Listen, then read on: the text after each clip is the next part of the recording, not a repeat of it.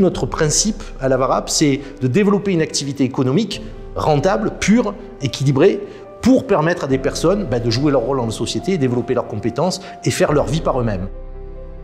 Avec deux convictions fortes, c'est que nul n'est a priori inemployable et que l'entreprise, dans toutes les formes qu'elle représente, est probablement le meilleur moyen pour insérer dans la vie active des gens qui en ont été éloignés. Et en même temps, cette entreprise-là, elle se positionne sur des métiers où l'agilité est nécessaire, puisque c'est des métiers de la transition écologique principalement, mais aussi du soin. La VARAP et moi, c'est une longue histoire puisqu'on a croisé notre chemin en 1995 quand je faisais mon service national civil. C'est là que j'ai découvert l'entreprise d'insertion et je suis revenu en 1997. J'ai été recruté par le président Patrick Labruyère pour diriger l'association La VARAP. La VARAP a une conscience aiguë, je dirais, de tous ces gens qui n'ont plus confiance en eux. Alors, je suis Patrick Labruyère.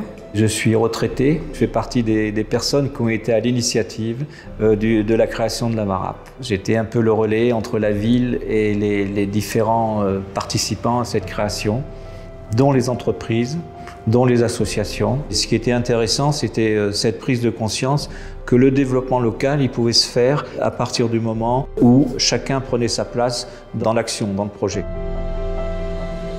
Je m'appelle Charlène, j'ai 35 ans, j'ai 2 enfants, un garçon de 10 ans et une petite fille de 9 ans. Je suis veuve. L'histoire a commencé à cheval 2016-2017. Je suis rentrée en insertion sur un poste de secrétariat. Ça faisait très longtemps que je n'avais pas travaillé, ils m'ont refait confiance. Quand je suis rentrée en 2016, j'étais au plus bas. Je me suis fait force pour reprendre un travail. On est en 2022 et je suis responsable d'une ressourcerie. Je gère 46 salariés en insertion professionnelle au quotidien. J'ai 6 permanents à mes côtés. Je peux que être fière. Hélène, j'ai 59 ans. Je suis maman de 2 garçons, puis mamie aussi, de 2 jolies princesses. Alors avant d'arriver à la VARAP, j'étais commerçante pendant plus de 20 ans de ma vie, principalement restauration, pizzeria, bar, brasserie. J'ai connu la VARAP par le biais de Pôle emploi. C'était un contrat d'insertion. Je suis agent d'accueil en déchetterie. Travailler dans un métier qui a un rapport avec l'environnement où c'est très important. J'ai fait l'enlèvement des bennes, puis je fais du nettoyage. J'oriente donc les administrés. Je fais surtout attention au tri, qui est très important. Ça a changé beaucoup de choses dans ma vie. D'abord, je me suis sentie en confiance. Je me suis sentie évoluer. J'ai pris de l'assurance. La VARAP m'a aidée à devenir la femme que je suis. J'ai un handicap. Mon handicap, c'est que j'ai une scoliose qui date de mon adolescence, donc elle ne me pose pas de problème dans mon travail actuel.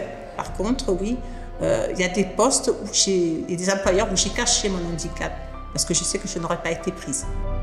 Ce qui me reste en tête dans cette entreprise, c'est les regards de certaines personnes que j'ai croisées.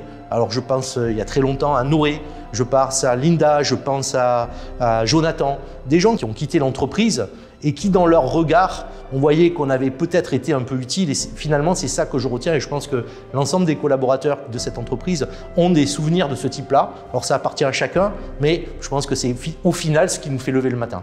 La rencontre qu'on met au centre de tous nos développements qui fait la marque de fabrique de cette entreprise et qui la rend à la fois un groupe mais aussi une entreprise territoriale proche de, je l'espère, des gens et proche des projets qu'elle souhaite développer. Alors maintenant, le défi de la VARAP, c'est de se projeter dans les années à venir. Le maître mot, c'est de dire qu'il va falloir progressivement passer de la marge à la norme.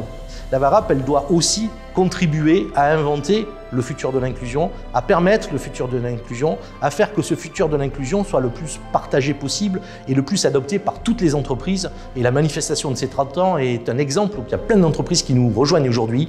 C'est ça qu'il va falloir aujourd'hui organiser pour les 10 prochaines années.